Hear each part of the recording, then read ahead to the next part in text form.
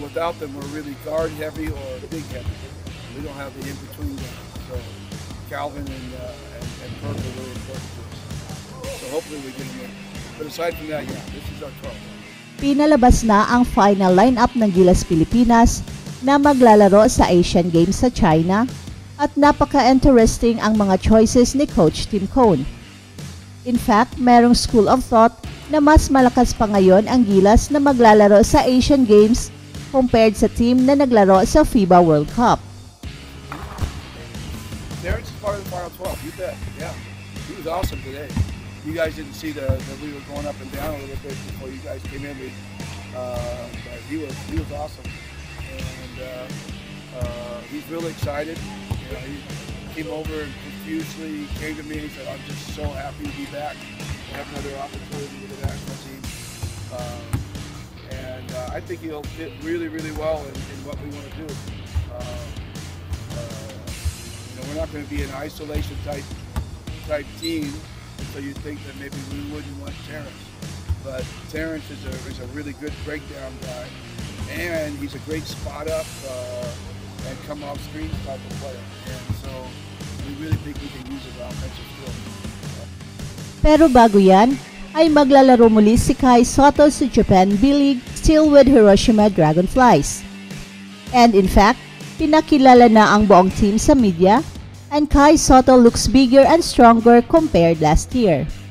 At dahil dyan, ay hindi makakasama si Kai Sotto sa Gilas na maglalaro para sa Asian Games.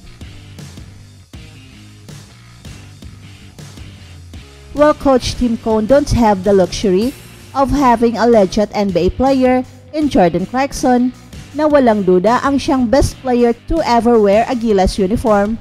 So dyan, merong advantage ang team ni Coach at Reyes in terms of skills. Pero kahit wala si Jordan Clarkson, ay meron namang Justin Brownlee si Coach Tim Cone na kung saan lesser talent compared to Jordan Clarkson, pero team player naman and he makes his teammates around him better. Skill-wise advantage, Jordan Clarkson. Team player naman si Justin Brownlee. So, equal. Walang Kai Sotto, pero meron namang Ange Kwame. Sino ang may advantage? Well, there is no doubt Kai Sotto is more skilled and taller than Ange Kwame. Pero in terms of power and strength, ay very clear advantage naman kay Ange Kwame. Sa opensa ay mas maraming moves si Kai Sotto, pero sa depensa ay maaasahan naman itong si Ange Kwame. Advantage, equal pa rin. Dwight Ramos is one of Gilas' consistent scorers.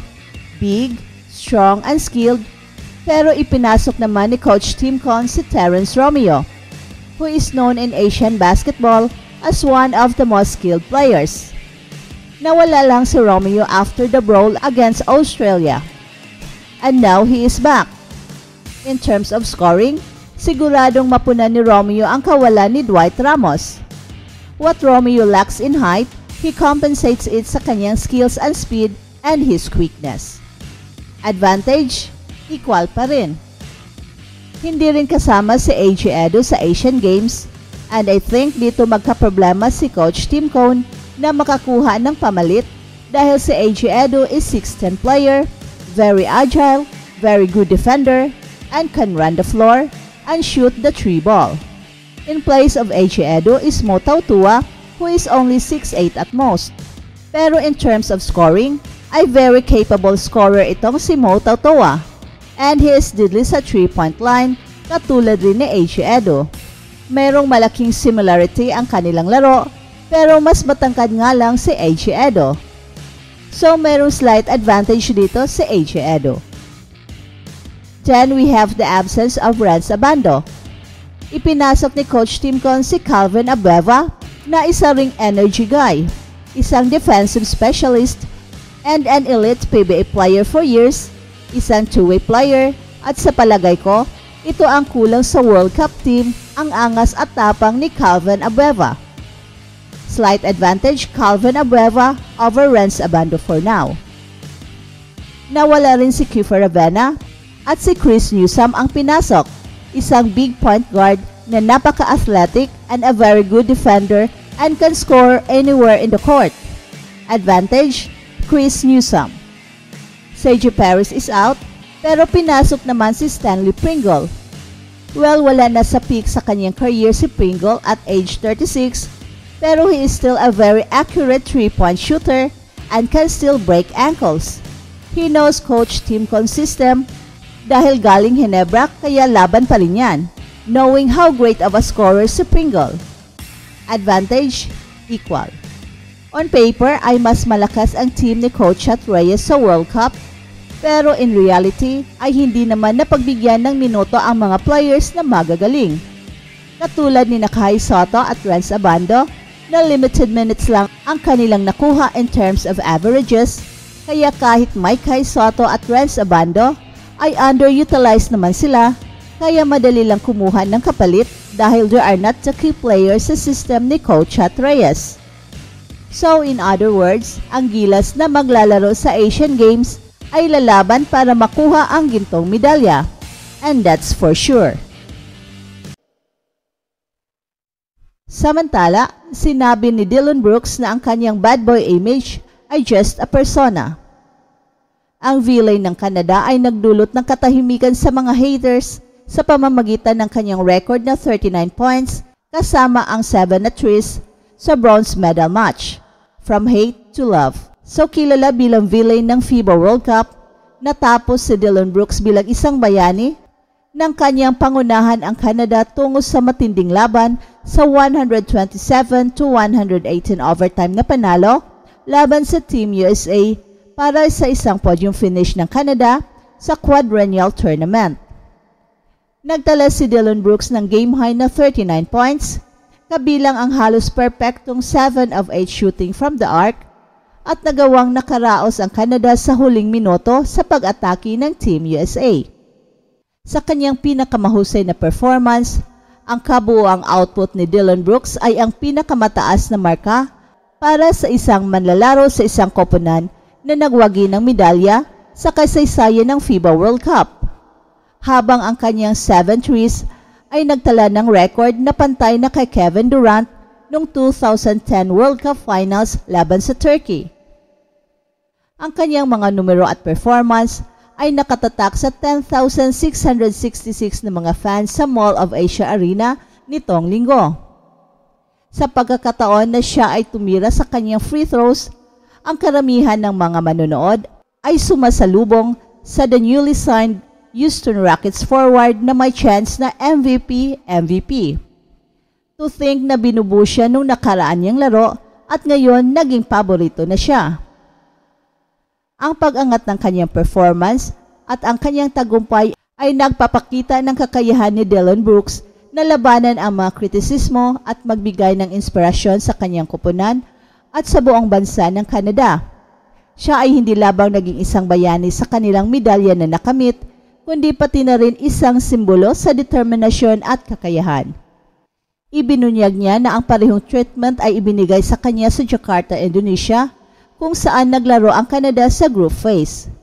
Subalit ayon sa 6'6" na manlalaro, ang galit ang tanging nagbibigay inspirasyon sa kanya. Ang ganitong mga pag-atake at negatibong reaksyon mula sa mga tao ay wala ng epekto sa kanya at ito ay nagiging dahilan upang lalo pa siyang magsumikap at patunayan ang kanyang galing sa basketball. Ipinakita niya ang kanyang dedikasyon at pagmamahal sa larong ito ay mas malalim kaysa anumang uri ng negativity. Sa kabila ng mga pagsubok at pag-question sa kanyang image, patuloy siyang nagbigay inspirasyon sa iba at nagpapakita ng kanyang kakayahan sa basketball. From the beginning, everybody was throwing shots on Twitter, Instagram, watching me play. But it just helps me, getting better and better each and every day.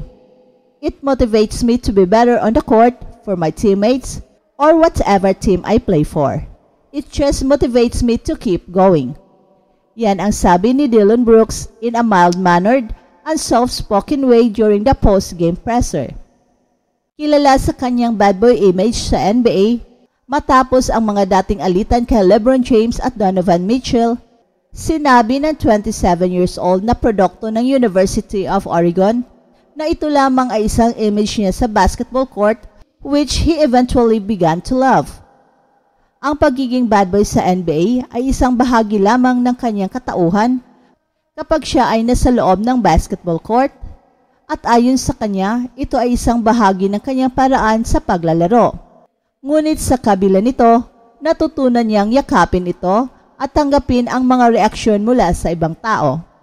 Sa kanyang sariling paraan, ito ay naging bahagi ng kanyang pagiging isang magaling na manlalaro sa basketball at isang matagumpay na team player.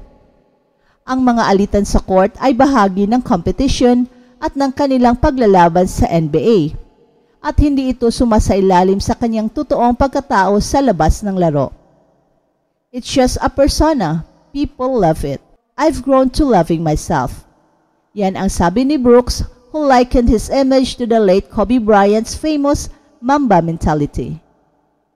That's it for now, guys. Pero bago kami magtatapos, ay huwag kalimutan na huwag magpahuli sa mga pinakabago mga kwento at balita ng kasiyahan at tagumpay. Bahala na ang mga marites dyan. Basta kami ay handang maghatid ng tunay na inspirasyon sa mundo ng sports.